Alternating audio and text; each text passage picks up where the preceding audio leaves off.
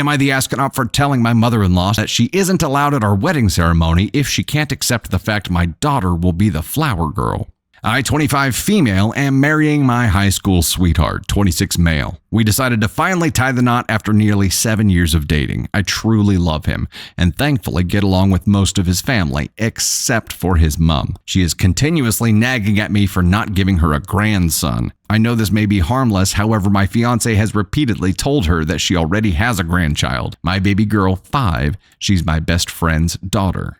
They sadly passed away. She was my godchild, so it only felt right that I should take her in and bring her up in a way that I knew her mother, my best friend, would want. All right, green flags for you, OP.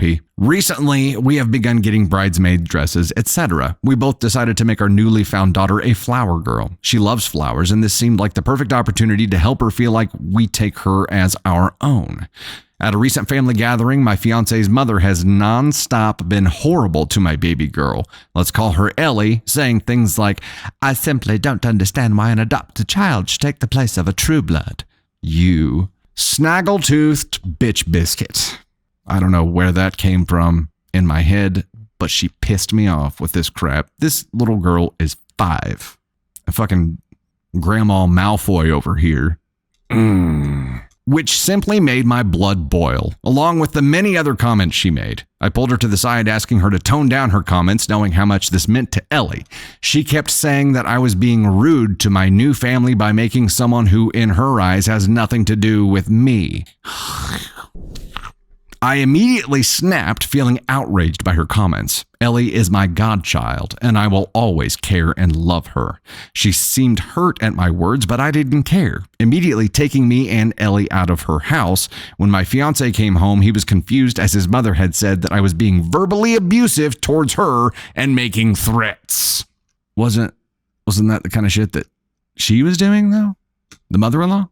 I did no such thing. Anyway, a few days passed and Ellie was upset as she noticed we hadn't seen her cousins who were still staying with my fiancés. Shoving all of my anger up my ass, I finally decided to try to apologize and head to her house once more. Wow, like swallowing your pride or swallowing your anger. I have never heard it referred to as shoving it up your own ass, but I'm going to hang on to that one. All was fine until I heard a horrid scream. Rushing up the stairs, I saw Ellie crying whilst my fiance's mom was standing screaming at her while holding a teddy which her mother made. They are inseparable, and I know how much that means. It's a struggle to even wash the teddy, and I immediately snapped once more at her. She stood embarrassed as the whole family had gathered. She then gained confidence, saying that she was upset that I had chosen fake blood over real blood. Again, with the Malfoy bullshit. Yeah. I think you can choose family, and a friend can be better real family than your own. I was upset watching Ellie crying as my husband grabbed the toy, taking her away from the heated situation. I finally had enough, saying if she has so much of a problem with her being the flower girl, she might as well skip the wedding and just join us for the reception. She began crying, and I did feel bad, but I wasn't going to take back what I said. After leaving, the family has been telling my husband to tell me to apologize, and they aren't messaging me as what I said was harsh. I find that bogus, but whatever. Am I the astronaut? This goes well beyond the mother-in-law. Because here at the end, and you know, the family has been saying that OP needs to apologize here. This is 100% an NTA situation. Mother-in-law here is a terrible person. We're going to send her straight to Ask on One. I think the bigger problem for me is not so much about the wedding. It is about the life that happens after the wedding. If you do not either go no contact here for life or create some very, very, very firm boundaries that your fiance supports and upholds and the rest of the family supports and upholds, and this is where it gets tricky, that kid's life is going to be hell. And mother-in-law is going to make sure of it. If she has the ability to gain proximity to do harm, she will do harm for the rest of her life. She had no problem doing emotional psychological damage to a freaking 5-year-old who had lost her mother and is now being cared for by her mother's friend. She wanted to further scar her by treating her like absolute dog shit. The family here at the end Yeah, we've talked about this before. They don't want to deal with the mother-in-law's bullshit. So they're saying you need to apologize because they want their pain to go away. We know that. We've seen this scenario a whole bunch of times. But referring back to what I said earlier, you need the family to help support boundaries here. Or you have to go no contact with the lot of them. And then it's a larger conversation with your fiance. Are you willing to do that?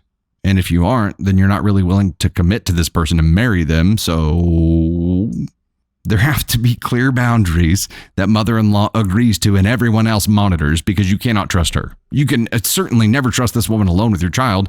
She did this bullshit while everybody else was there, just standing upstairs. It's a 5-year-old kid.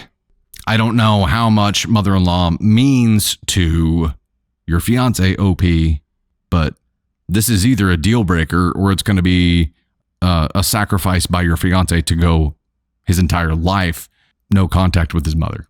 That's what it's going to take, because your responsibility here is to this 5-year-old kid, and your life is going to be hell if you allow even a shred of this to move forward. And unfortunately, that applies to all the other family members as well, because now they're enabling. By saying that you should apologize, they are enabling this bullshit too. You cannot allow anyone who is willing to inflict harm on a 5-year-old kid to be close to you in life, period. Rubber stamp it.